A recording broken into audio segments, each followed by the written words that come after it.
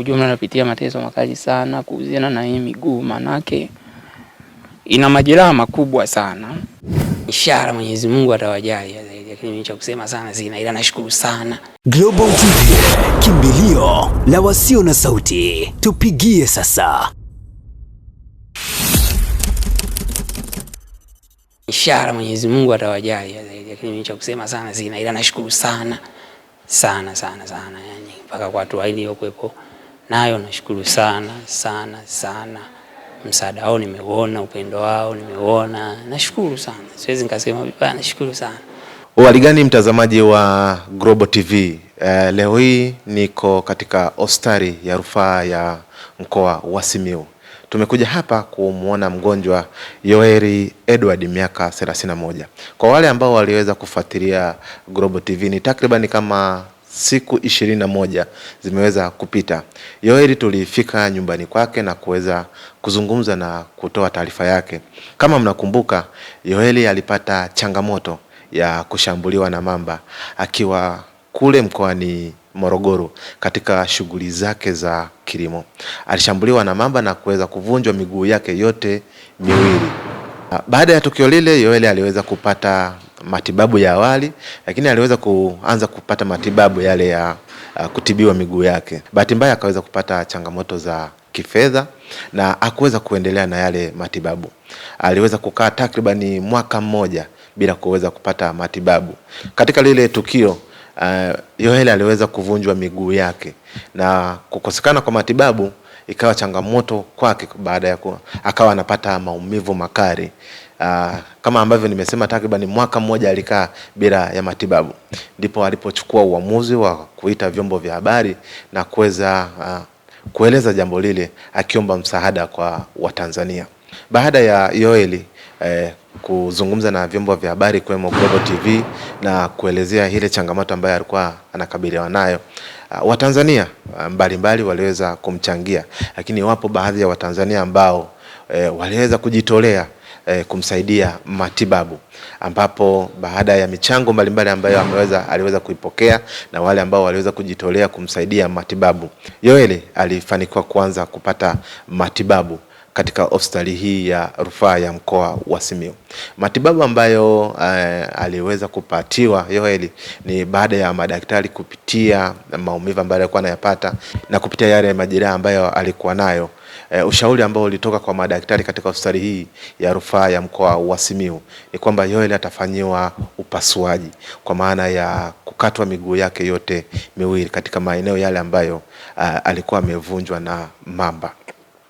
Na upasuaji huo uliweza kufanyika katika hospitali hii na ulifanyika kwa awamu. Mara ya kwanza alifanywa upasuaji wa mguu wa kwanza na mara ya pili akafanywa upasuaji wa mguu wa pili. Waswahili wanasema kabla hujafa hujaumbika. Yoeli kabla hajapatwa na majanga haya alikuwa mzima kabisa na alikuwa anatembea na miguu yake yote miwili. Kwa sasa Yoeli ana miguu yake yote miwili ameweza kufanyiwa upasuaji. Hii ni baada ya changamoto ambayo iliweza kumkuta ya kushambuliwa na mamba huko katika mkoa wa Morogoro wakati anaendelea na shughuli zake za kilimo. Leo hii Global TV tumefika hapa katika hospitali hii ya rufaa ya mkoa wa Simiyu kuangalia maendeleo ya Yoeli.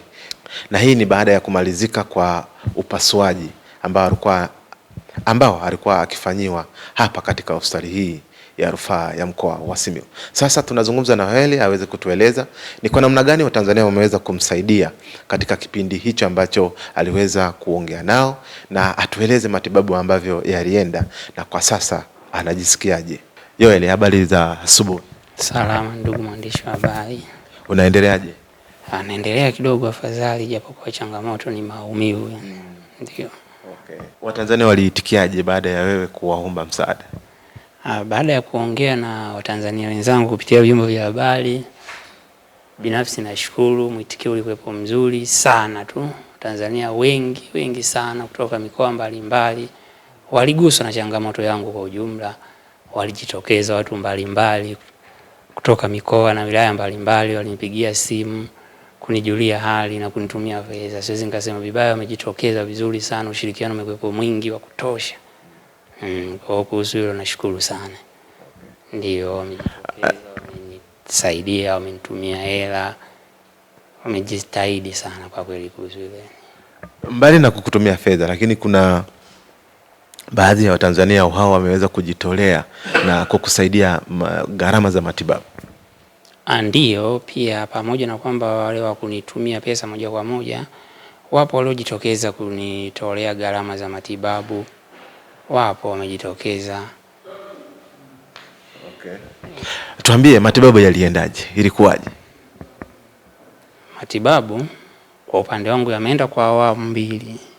Maana matibabu yameenda kwa awamu mbili. Upasuaji wa mguu wa kwanza, nilipofika hapa nilifanywa vipimo. Baada ya kufanywa vipimo nikawa nimelazwa siku moja. Ya pili wakawa wamefanya upasuaji wa mguu wa kwanza. Baada ya kukaa tena kama wiki moja, Jumanne ya wiki tena wakaja wakafanya upasuaji wa mguu wa pili. Kwa zote zilikuwa zimekamilika. Ndio. Ikawa zimekamilika. Matibabu yalienda vizuri? Matibabu yameenda vizuri, nashukuru. Na huduma unazionaje? Huduma zipo vizuri, ushirikiano upo vizuri. Siwezi nikasema vibaya, ushirikiano upo vizuri, huduma zipo zinaenda vizuri, siku kitu. Ndio, zipo vizuri. Baada ya madaktari kukuambia kuwa tutakukata miguu kutokana na hali ambayo ulikuwa nayo, ulijisikiaje au ulipokeaje hiyo taarifa? Kwangu mimi hakunistua, kwa sababu kwanza tatizo langu la muda mrefu. Alafu pia hizi habari za kutolewa mguu soma la kwanza kuambiwa toka nikiwa Muhimbili mwaka jana nilipopata tatizo hili nikiwa pale Moi. Mguu mmoja waliniambia unahitaji kutolewa, sema ndio hivyo, changamoto ilikuwepo pesa. Kwa watu walivyokuja hapa kuniambia hiyo habari, mimi sikuona ajabu. Afu pia hii tatizo kulisha kwa yani kama chronic kwangu, halikuwa na alternative nyingine kwa namna nilivyokuwa. Hata walivyonipiga x-rays zilikuwa zimekaa, hata kama ni ukiziangalia tunasema kweli hapa hamna uchawi mwingine wa kuweza kuiweka iwe sawa. Kwa mimi nilipokea vizuri tu. Wala hata zikunistua, niliona ni hali ya kawaida. Kwa sababu hata kama ukisema ustuke, yani hamna namna nyingine. Yani nizipokea vizuri. Wakati tunafanya na wewe mahojiano ile mara ya kwanza, ulikuwa unasikia maumivu makali. Kwa sasa hali yako ikoje? Kwa sasa nipo sehemu ya huduma cha kwanza. Kipindi kile kumbuka nilikuwa nyumbani. Na nilikuwa na vile vyuma muda mrefu, mwenyewe kuna viona vilivyokuwa vimekaa.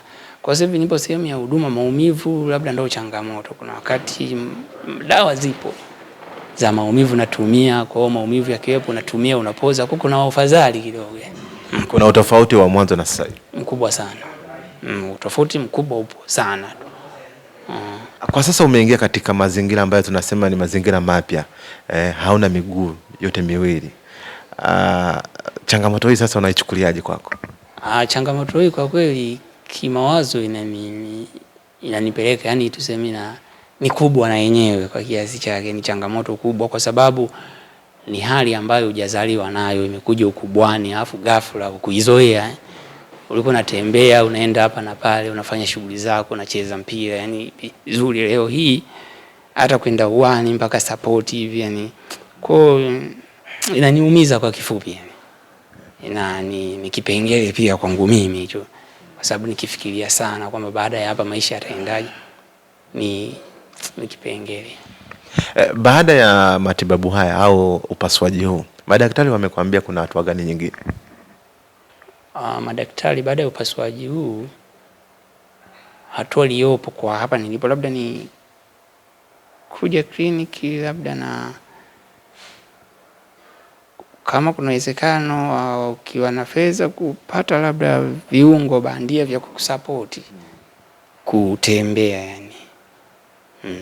Wamekueleza hizo huduma zinapatikana hapa au imekuwaje?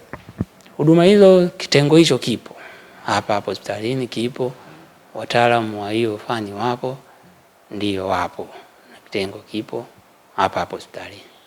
Wamekwambia miguu labda ya miguu bandia ni kiasi gani inaweza kupatikana? Siku ya kwanza nakuja hapa tulikuwa tunajaribu kuongea na mganga mfawidhi pale, wastani kama 3 mguu mmoja. Japo sijaongea nao kabisa wale wahusika wa kitengo, ila ni 3 nadhani mguu mmoja kutoka. 3 kwa mguu mmoja? 3 mguu mmoja. Kwa hiyo kwa maana miguu yote miwili inaweza kugharimu 6 hivi. 6.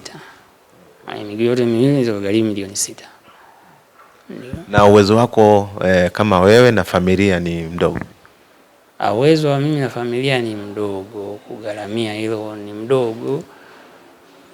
mdogo. Si wa haraka sana hivyo, unaweza kuchukua muda mrefu, yani labda ujichange hivyo. Shughuli zetu si ni kilimo, tegemea zaidi kilimo. Kwa hata kama nikisema kwamba kujichanga mimi itachukua muda.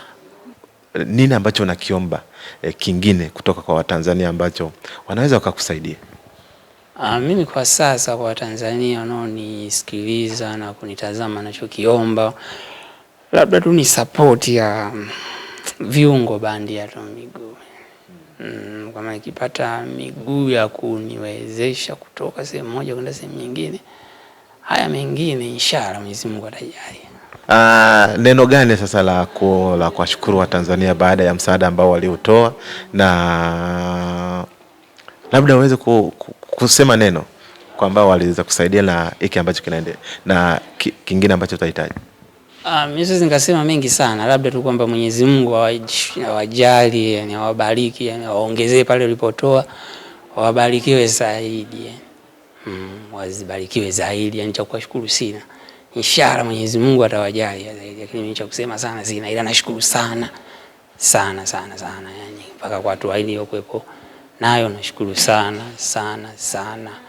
Msaada wao nimeona, upendo wao nimeona, nashukuru sana. Siwezi nikasema vibaya, nashukuru sana. Na pia kama waendelee tu kunisupport pale inapowezekana, kutokana na nilichokiongea kuhusiana na hili. Nadhani tumemsikia Yoeli kwa sasa kwa hali ambayo anaendelea nayo. Ameweza kupatiwa matibabu na ameshukuru madaktari na huduma zote ambazo ameweza kuzipata hapa katika hospitali hii ya rufaa ya mkoa wa Simiyu. Kikubwa ambacho anakiomba kwa Watanzania, kwa mara nyingine amekuja mbele zenu kama Watanzania kuweza kumsaidia viungo bandia, na ameweza kuelezwa gharama za viungo bandia kwa miguu yote miwili inaweza kugharimu takriban kama milioni 6. Kama ambavyo alielezwa na madaktari, na uwezo wake pamoja na familia ni mdogo kuweza kumudu gharama hizo. Ameleta hombi kwa mara nyingine kwa Watanzania kuweza kumsaidia jambo hili ili atakapopona aweze kuendelea na shughuli mbalimbali kama ambavyo ilikuwa hapo mwanzoni. Kitaalamu, mtu aliyekatwa miguu yote miwili anaweza kupata miguu ya bandia na akaendelea na baadhi ya shughuli za kawaida kama kawaida, lakini kuna baadhi ya shughuli zingine haziwezekani kufanyika, lakini shughuli zile za kila siku za kawaida aikatwa miguu yote miwili anaweza kuendelea nazo kama kawaida. Kwa namna tulivyompokea ndugu Yoeli, na baada ya mazungumzo naye kwa muda mrefu, tumekaa naye, amekuwa kama ndugu yetu, tumebaini kwamba uwezo wa kuweza kuhimili ama kuafford yeye mwenyewe kama mwenyewe kulipia viungo bandia ni changamoto kwake. Kwa hiyo kama mwanzo ilivyofanyika, kuna baadhi ya Watanzania wenzetu waliweza kumshika mkono akapata huduma hii. Tunakuja mbele yenu pia kumuombea, kuomba Watanzania kama ilivyo desturi yetu kama Watanzania, tushikane kwa hili tuweze kumsaidia ndugu yetu aweze kupata viungo bandia kwa ajili ya kumwezesha shughuli zake za kawaida. Bado ni kijana mdogo na ni nguvu kazi ya taifa. Akipata viungo bandia, tuna imani ataongeza kitu katika taifa hili. Kwa yoyote ambaye ataguswa kuweza kumsaidia Yoeli kwa mara nyingine, Yoeli ana namba yake ya simu ambayo nitaweza kuitaja hapa, ni 0668531520. Ninarudia namba hii 0668531520. Namba hii ni Airtel na jina linakuja Yoeli Edward. Global TV, kimbilio la wasio na sauti. Tupigie sasa.